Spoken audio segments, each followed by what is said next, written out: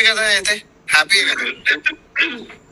కానీ ఒకటైతే చెప్తాను, మీరు ఇండియా గాలి బాగోదు, కలుషితమైన గాలి ఇండియా చెప్పాలి కదండి. ఇప్పుడు మీరు ఏ ఊర్లో ఉన్నారు? ఒక మెసేజ్ ఏమిస్తున్నారు, మీరు ఇండియాలో బతికే వాళ్ళందరూ బతుకు కాదా వాళ్ళే?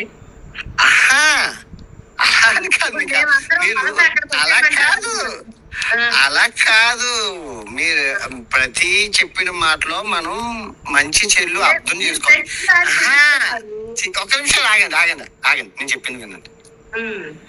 నాకు ఎన్నాళ్ళు తెలియదు మన ఇండియాలో ఏక్యూఐ ఎంత ఉందో. ఓకే, నాకు తెలియదు, ఇండియా గురించి తెలియదు. తెలుసుకున్నాక చెప్పడం మొదలు పెట్టాను. ఏంటి చెప్తున్నాను, ఇక్కడ 5 ఉంది, ఇక్కడ 5 ఉంది. మీ సజెషన్స్ బాగున్నాయి, కానీ ఇక్కడ మేము బతికే బతుకుని మీరు ఇన్సల్ట్ చేసినట్టుగా మీకు అనిపిస్తుంది. ఉన్నమాట అంటే ఉలికెక్కువ అన్నట్లు. ఇప్పుడు నాకు ఇక్కడ 5 ఉంది, ఇక్కడ చంటి పిల్లలు వచ్చిన ఏ ప్రాబ్లం ఉండదు. అదే వైజాగ్ లో 200 ఉంది, హైదరాబాద్ లో 200 ఉంది, ఢిల్లీలో 400 ఉంది. 400 అంటే విషయం. ఆ విషయాన్ని బతకడం అంటే మళ్ళీ అటు నేనేం చెప్పినా అర్థం అవ్వట్లేదు. మాస్క్ వేసుకోవాలి అని చెప్తున్నాను, మాస్క్ వేసుకోవాలి. పొల్యూషన్ గురించి అయిపోయింది. ఓకే, ఇంకొక టాపిక్. ఇప్పుడు మా నాన్నమ్మ మా అమ్మమ్మ ఇంట్లో నుంచి బయటికి రావడానికే ఇబ్బంది పడిపోయి, అసలు బయటకు వస్తే కూడా మా నాన్నమ్మ వాళ్ళ నానమ్మని బయటికి రానివ్వకుండా బంధించిన మా పెద్దలు.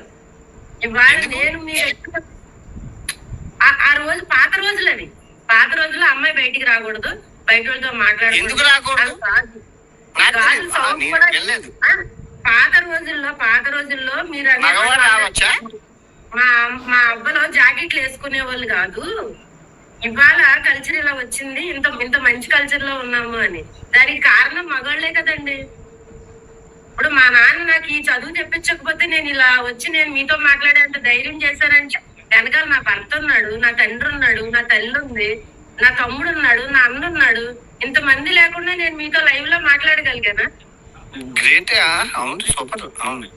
వాళ్ళందరూ కృషి లేదే నేను లేను కదా. మనకి ఎదుగుదల లేదా అంటున్నా నేను. మాకు ఎదుగుదల లేదా? మీకు నాకు అర్థం లేదు మీరు చెప్పింది ఏంటనేది.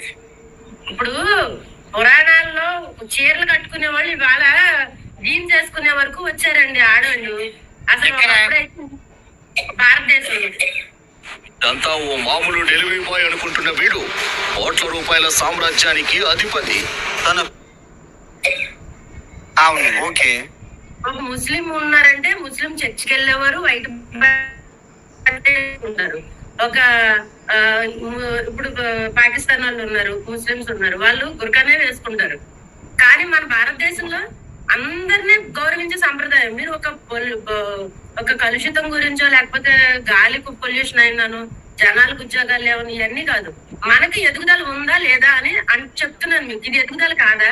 ఒక అమ్మాయిని ఇంట్లో నుంచి బయటికి తీసుకొచ్చి టైంలో మాట్లాడుతున్నానంటే ఒక మరుగుపడిపోయి బయటికి రావడానికి కూడా అమ్మాయి పనికిరాదు అనే కల్చర్ నుంచి బయటికి తీసుకొచ్చారు మమ్మల్ని.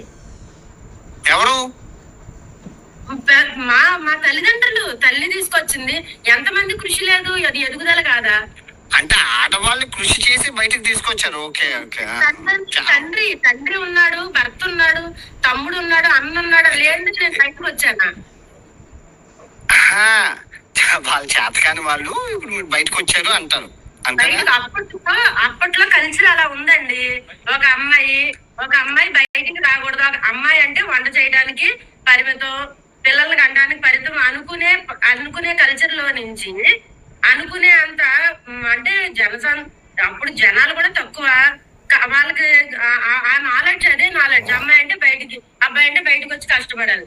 అలాంటి కల్చర్ నుంచి మమ్మల్ని ఇంట్లో నుంచి బయటికి తీసుకొచ్చింది ఎవరు? ఇలా బతకండి మీరు, మీకు స్వతంత్రం మాకు స్వతంత్రం ఇచ్చింది ఎవరు? తండ్రి ఇచ్చాడా? భర్త ఇచ్చాడా? తమ్ముడు ఇచ్చాడా? అమ్మ ఇచ్చాడా? స్వతంత్రం ఇప్పుడు నేను మీతో లైవ్ లో మాట్లాడుతున్నానంటే అది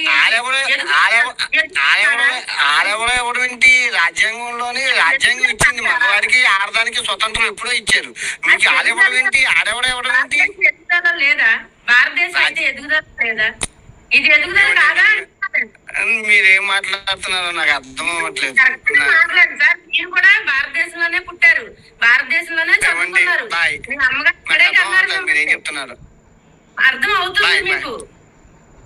బాయ్ బాయ్. ఏంటి రాజ్యాంగంలో ఇస్తే మళ్ళీ బాధ